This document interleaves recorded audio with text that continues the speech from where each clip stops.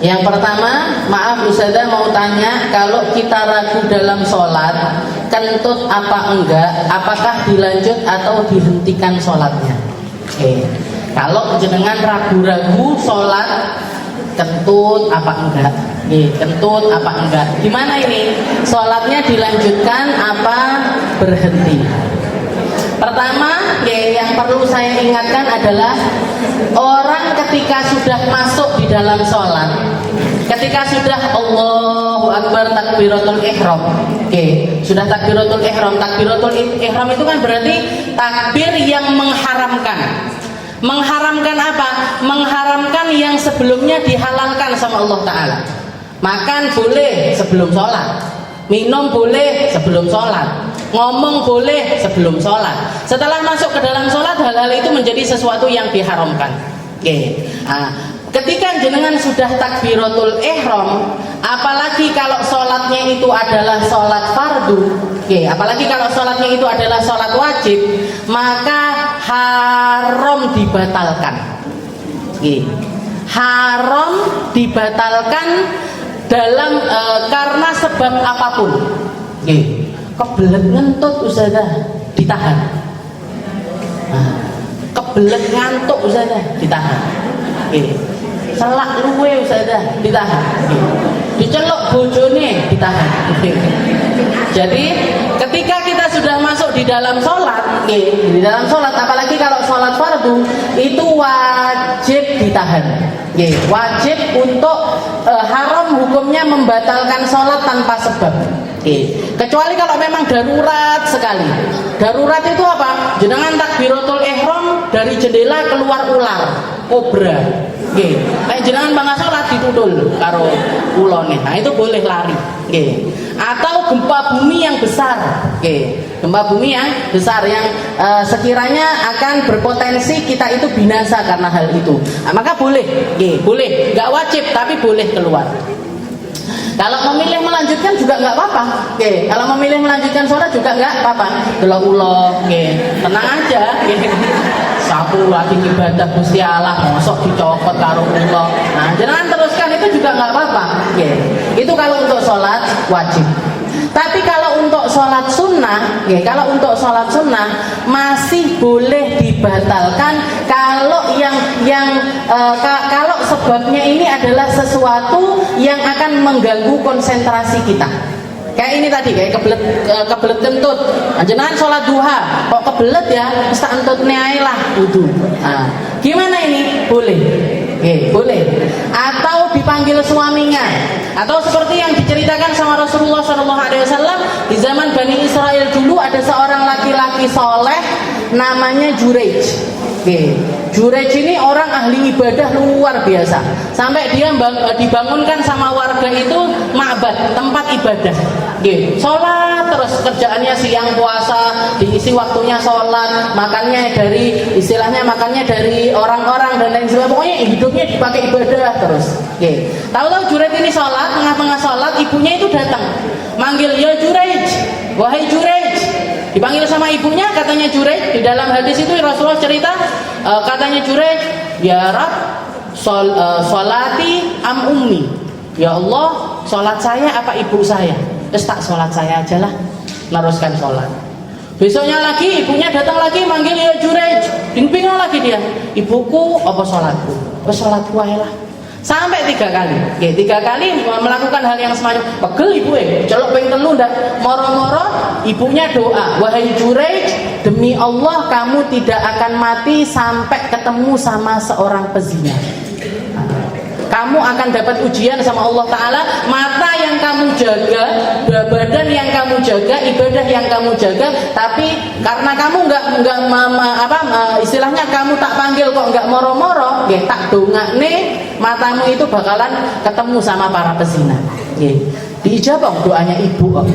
Doanya ibu itu lebih makbul daripada doanya para nabi, para ulama sekalipun. Jadi istilahnya dikabul sama Allah Ta'ala. Kena ketimpa masalah, ada seorang perempuan dibayar sama orang biar godain. Jadi ada pelacur gitu disuruh goda si Jurej ini tadi. didatangi rumahnya, dirayu-rayu, bahkan sampai telanjang bulat di depannya Jurej. Telanjang bulat di depannya si Jurej ini tadi. Tapi Jurej nggak ngaruh istilahnya, nggak mau istilahnya tetap di dalam ibadahnya. Hanya pegel si perempuan ini tadi keluar dari rumahnya Jurej, keluar dari tempat ibadahnya Jurej, pergi di pinggir jalan ketemu sama penggembala kambing. Zina sama ke penggembala kambing, habis itu hamil. Setelah hamil ditanya sama orang-orang, kamu ini siapa yang menghamili kamu? Jurej. Zaman dulu belum ada tes DNA, belum ada tes DNA, belum ada apa-apa. Jadi ketika perempuan itu bilang siapa, bapaknya anakmu ini siapa? Jurej. Langsung didemo sama orang sekampung, dihancurkan makbadnya, dihancurkan tempat ibadahnya, dan Jurejnya digotong, istilahnya dipermalukan di depan halayak ramai, bahkan sudah mau dicambuk, karena belum menikah, jadi mau dicambuk 100 kali cambukan. Katanya Jurej, ya Allah, engkau tahu saya nggak pernah melakukan hal yang semacam ini. Maka selamatkan saya ya Allah. Malaikat Jibril datang bilang sama Jurej, wahai Jurej, tanyain ke anaknya si perempuan itu, siapa bapaknya dia. Maka Jurej bilang, tunggu, kalian jangan keburu nyambuk aku, tanyain kepada si bayi ini bapaknya dia siapa. Dipegang sama orang-orang, bapakmu siapa? Bapakku penggembala kambing. Jadi si bayi itu tadi ngaku, bapakku adalah penggembala kambing. Makanya di dalam sejarah itu ada beberapa bayi yang sudah bisa bicara, bahkan masih merah itu masih bisa bicara. Nabiullah Isa, ini anaknya si perempuan pezina ini Jurej itu tadi, karena Allah Ta'ala mau menyelamatkan Jurej.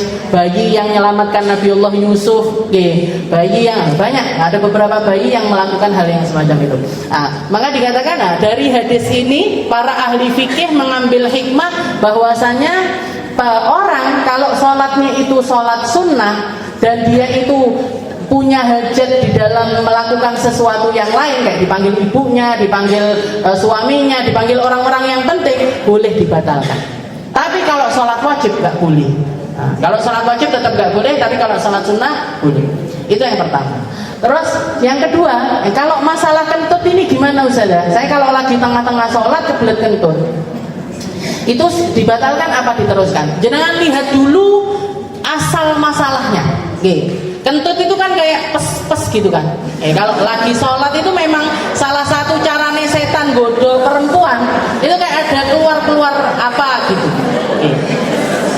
Jenengan rasa-rasane dhisik. Gimana caranya Saudara? Gini. Yang ini, suara ini kira-kira keluar dari jalan depan apa dari jalan belakang? Dari jalan depan, perempuan ini kan ada 2 jalan, 3 malah, gitu. Ada 2 jalan, depan sama belakang. Ke depan namanya kubul, belakang namanya dubul. Kalau jenengan rasanya itu bek-bek di bagian depan, arepe wuru kok iktidal, sujud, itu apa itu? Itu biasanya adalah angin yang terperangkap di dalam kubul, di dalam kemaluan bagian depan. Jadi angin ketika jenengan lagi cebok itu kan buka, gitu. Lah, lek kesusu ngadeg itu angin air terperangkap di situ. Apalagi kalau yang melahirkannya sudah 5 kali, tambah akeh sing mlebu. Ronggonya besar. Nah, itu ketika jenengan gerak, keluar biasanya bunyi cut, bek, bek, seperti ini. Gimana ini? Kalau angin itu keluarnya dari bagian depan, maka sudah pasti bukan kentut. Maka itu tidak membatalkan sholat, tidak membatalkan wudhu. Sholatnya tetap sah, wudhunya tetap sah. Berarti bek nggak sholat aja sudah. Jadi kalau dari bagian depan, itu nggak batal wudhunya, nggak batal sholatnya. Tapi kalau jelas-jelas dari belakang, seperti yang ditanyakan oleh sahabat Nabi kepada Nabi, ya Rasul, saya ini kayaknya kalau lagi sholat kentut, gimana ini ya Rasul, sholat saya tak ulangi apa gimana? Katanya Nabi, jangan dibatalkan sholatnya sampai kamu menemukan sesuatu yang yakin. Apa sesuatu yang yakin itu? Dua. Kalau kentut itu tandanya dua. Satu, bunyi dari belakang, peret. Oke. Bunyi, jangan kedengeran bunyi peret. Nah, berarti memang kentut. Atau kalau enggak gitu, au tajid rihaha, katanya Nabi. Atau keciuman baunya, sang. Jadi suaranya enggak ada, pas. Tapi langsung keluar aroma. Nah, kalau seperti itu berarti bukan dibatalkan, diberhentikan atau enggak? Ya memang harus berhenti sholat, karena berarti sholat kita batal. Sholatnya batal, wudunya batal, harus diulangi lagi. Jelas ya? Nah, jadi dilihat dulu ini keluarnya anginnya dari mana. Kalau dari depan sama sekali nggak batal. Mau itu keluarnya berkali-kali sekalipun itu nggak batal. Nggak batal. Kalau ini saja, kalau bukan angin tapi air, kadang-kadang deler air. Nah, jenengan harus lihat istinjaknya, harus diingat-ingat istinjaknya. Kalau ketika istinja jenengan sudah tuntas, saya sudah istinja, ketika keluar saya habis itu berdehem saja, ahem, atau kalau nggak gitu perutnya bagian bawah ditekan sedikit. Nah, ini berarti sudah istibro. Istibro itu sudah menuntaskan kencing. Kalau laki-laki falyantur dzakarahu salasan, maaf, batangnya itu disentil 3 kali, cetik. Nah, biar apa? Biar kencingnya tuntas. Nggak usah dibayangin. Jadi berarti sudah tuntas. Itu namanya istibro. Kalau jenengan kencing sudah istibro, sudah istibro di dalam kencingnya, habis itu cebok. Nah, ketika tengah-tengah sholat kayak ada seret keluar air, maka sudah pasti itu bukan air kencing tapi air, air keran atau air bak mandinya kita. Tapi kalau jenengan inget-inget, aku istinjaku tadi kurang bener ini, nggak sampai istibro ini, maka itu potensi ada kecampuran sama kencingnya.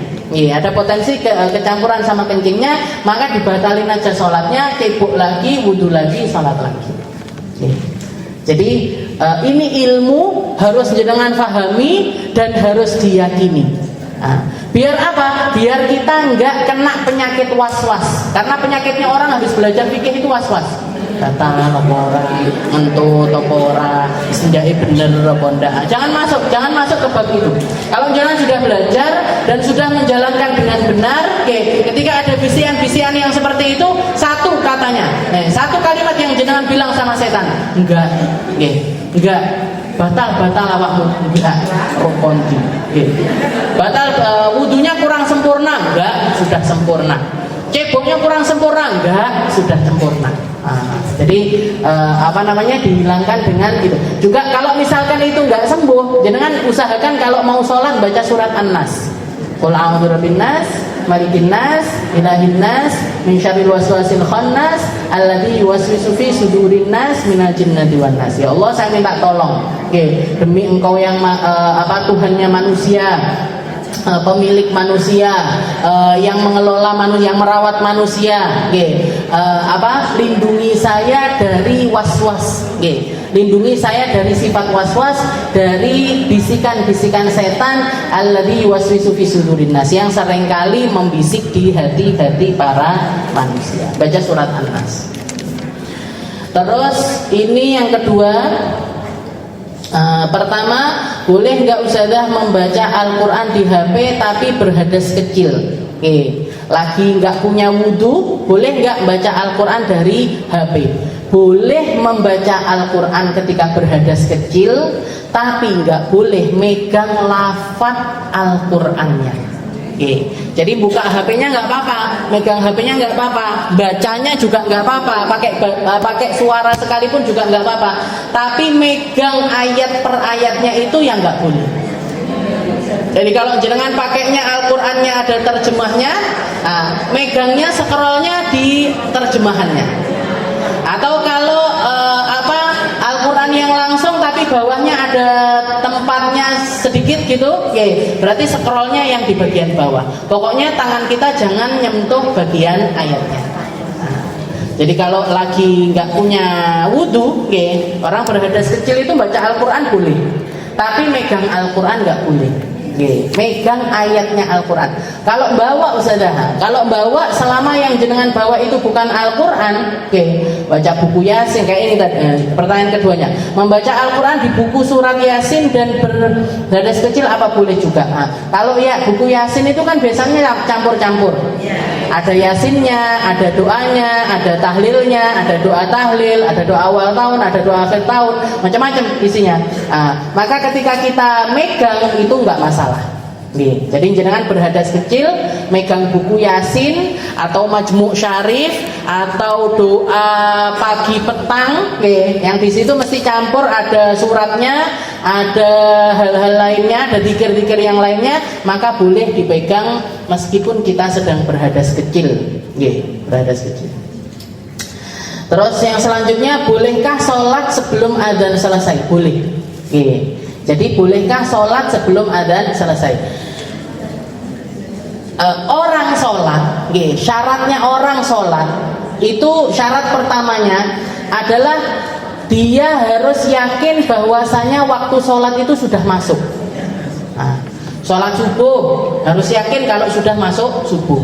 Sholat duhur harus yakin kalau sudah masuk sholat duhur. Yang disyaratkan adalah sudah masuk waktu sholat, bukan selesainya adzan. Adzan ini apa? Adzan itu adalah penyeru. Adzan itu adalah penyeru yang menyerukan manusia untuk melaksanakan sholat berjamaah. Jadi kayak misalkan Al-Fatah adzan. Fungsinya adzan ini sebenarnya apa? Bukan untuk menunjukkan tentang masuknya waktu sholat, karena biasanya adzan dimulai itu waktu sholat sudah masuk. Jadi orang mau adzan itu kan nunggu waktu sholat masuk baru dia adzan, gitu. Tapi fungsi utamanya adzan ini sebenarnya apa?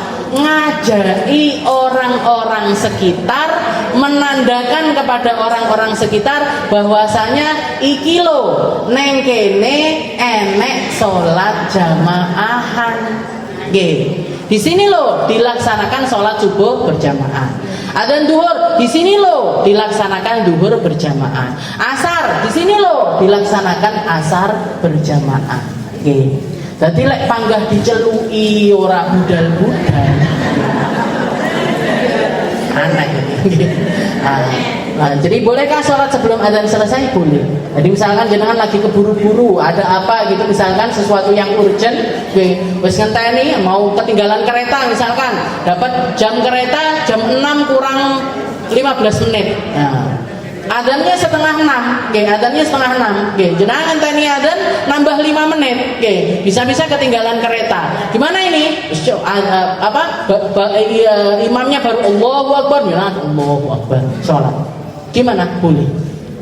Jadi kalau memang perlu, walaupun anjurannya Nabi Muhammad itu kalau orang dengar adzan ya didengerin, dijawabin doa dan lain sebagainya, itu sesuatu yang dianjurkan oleh Rasulullah SAW. Bahkan termasuk salah satu penyebab orang mati su'ul khotimah adalah ketika dia menyepelekan adzan. Nggak jawabi adzan, nggak doa setelah adzan. Itu salah satu penyebab orang meninggal dalam keadaan su'ul khotimah. Tapi nggak sampai ke tingkat wajib. Sesuatu yang nggak diwajibkan nggak bisa kita bilang wajib, Bu. Sesuatu yang nggak diwajibkan sama syariat nggak bisa kita katakan itu adalah sebuah kewajiban. Yang wajib harus dikatakan wajib, yang sunnah harus dikatakan sunnah, yang makruh harus dikatakan makruh. Maka kenapa? Karena ketika seseorang tahu itu wajib, berarti kan kudu. Tapi kalau orang tahunya sunnah, berarti ini masih lebih fleksibel. Nggak boleh menyepelekan, nggak boleh, tapi ada jalan keluar juga di situ. Maksudnya kalau saya memang benar-benar ini urgent ini, kalau enggak saya ketinggalan kereta, tak endang sholat adzan, begitu adzan langsung sholat. Gimana hukumnya? Nggak apa-apa, nggak masalah. Nanti setelah sholat jawabi adzan boleh. Bahkan jawabi adzan itu nggak harus ketika adzan itu nggak harus.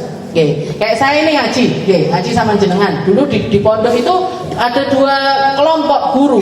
Ada guru-guru yang begitu adzan langsung dihentikan kajiannya. Menjawabi azan, langsung doa azan, baru lanjut ngaji lagi.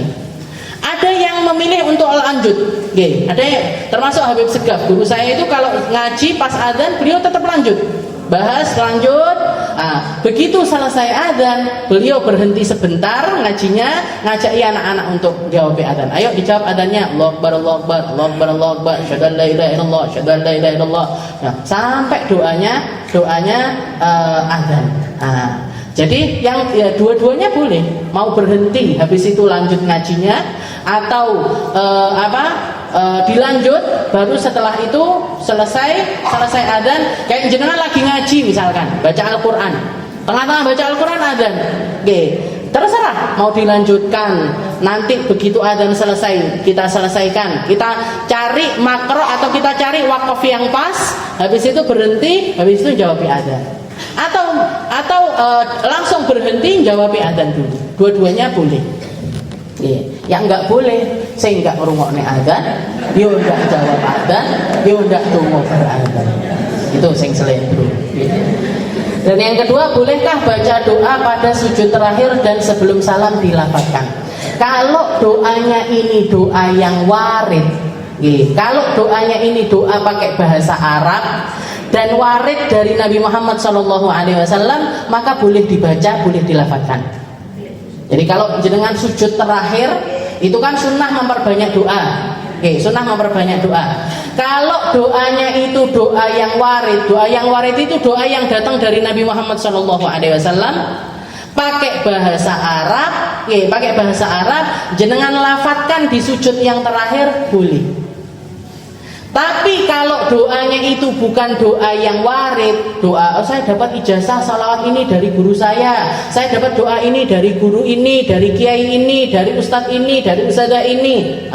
Doanya pakai bahasa Arab, tapi bukan doa yang datang dari Nabi Muhammad SAW, maka itu nggak boleh dilafazkan. Doanya nggak apa-apa, tapi nggak boleh keluar, nggak boleh dilafazkan. Karena salah satu hal yang membatalkan sholat itu adalah berbicara. Berbicara. Nah, ngomong itu batal. Orang sholat ngomong itu batal. Maka kalau doa gimana? Doa boleh. Tapi kalau warid dari Nabi Muhammad dilafazkan juga boleh. Kayak misalkan jenengan baca surat Al-Fatihah, waladhdallin. Sebelum amin itu kan kita disunnahkan baca Rabbighfirli wali walidayya walil mu'minina amin, baru amin. Gimana ini nambahin itu gimana hukumnya? Boleh, dilafadzkan juga boleh. Rabbi hasib, imamnya baca surat Rabbi hasib nih, akhir ayat surat apa itu? Saya lupa. Tapi terakhir kita disunahkan untuk membaca Rabbi hasib nih hisaban yasiro. Maka itu boleh. Jadi mau itu ketika berdiri, mau itu ketika rukuk, mau itu ketika sujud, mau itu ketika tahiyat akhir, kalau doanya itu doa warid, maka boleh dilafadzkan. Kayak yang sangat dianjurkan ketika tahiyat akhir. Bahkan Imam Malik bilang itu doa itu hukumnya wajib di mazhabnya Maliki. Di mazhabnya Imam Malik hukumnya wajib, di mazhabnya Imam Syafi'i hukumnya sunnah muakkadah. Baca doa, jadi setelah innaka hamidum majid, setelah innaka hamidum majid itu ditambahi dengan doa Allahumma inni a'udzubika min adzabil qabri wa min adzabin nar wa min fitnatil mahyi wal mamat wa min fitnatil masihid dajjal. Jadi pakai bahasa Arab, ndak oleh kata artinya ya Allah Gusti kula mbok dilindungi dari fitnahnya neraka, dari fitnahnya kubur, dari fitnahnya dajjal. Ndak boleh. Kalau pakai bahasa Indonesia itu berpotensi membatalkan sholatnya kita. Tapi kalau pakai bahasa Arab dan doanya ini doa yang warid, maka itu boleh dilafadzkan di dalam sholat.